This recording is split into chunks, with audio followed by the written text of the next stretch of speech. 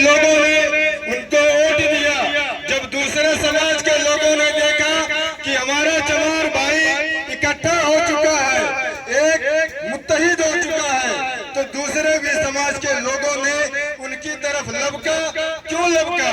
क्योंकि दूसरे समाज के लोगों ने सोचा, जो लोग यहाँ पर राजनीति करना चाहते हैं, जो विधायक बनना चाहते हैं, जो एमपी बनना चाहते हैं, उन्होंने सोचा कि इनके पास इतना वोट है, अगर जो मैं अपने समाज का वोट भी इनके साथ जोड़ दूं तो मैं यहाँ का मुख्यमंत्री, मैं यहाँ का विधायक और एमपी बन सकता हूँ। तो इस तरीके से जब हम मुसलमान इस पार्टी के तय मुत्तहिद होंगे, एकजुट होंगे, तभी हमारे साथ हमारे दूसरे लोग आएंगे।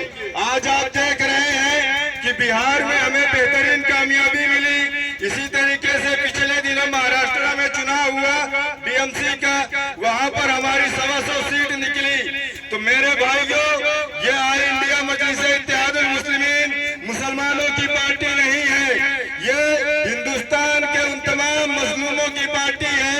ये हिंदुस्तान के तमाम दबे कुचले, तमाम दलितों, तमाम आदिवासियों, तमाम मजलूमों की पार्टी है। ये सिर्फ मुसलमानों की पार्टी नहीं है।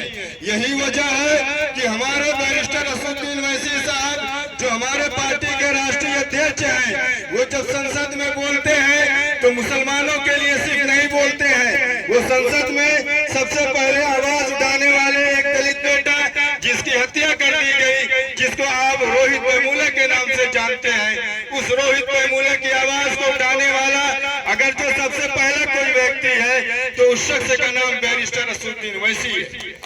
इसी तरीके से आप जब नजर दौड़ाएंगे तो आपके कानपुर के उस बच्ची का मामला हो, या इसी तरीके से आज जो कांग्रेस पार्टी के बहुत बड़े वक्ता और बहुत बड़े नेता जो बन रहे हैं, जिसको आप देख रहे हैं कि आज जगह जगह कांग्रेस पार्टी इस्तेमाल कर रही है, उस शख्स की भी आवाज उठाने वाले को सबसे पहले अगर जो कोई देखा जाए तो बैरिस्टर असदुद्दीन ओवैसी है।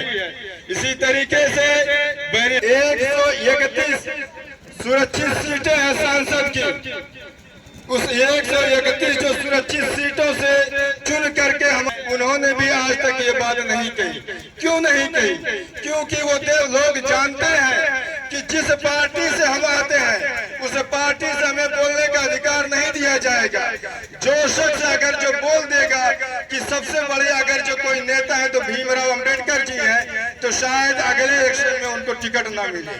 इसी तरीके से हम जानते हैं कि आपके इस आजाद भारत के अंदर एक रेलवे मिनिस्टर हुआ करते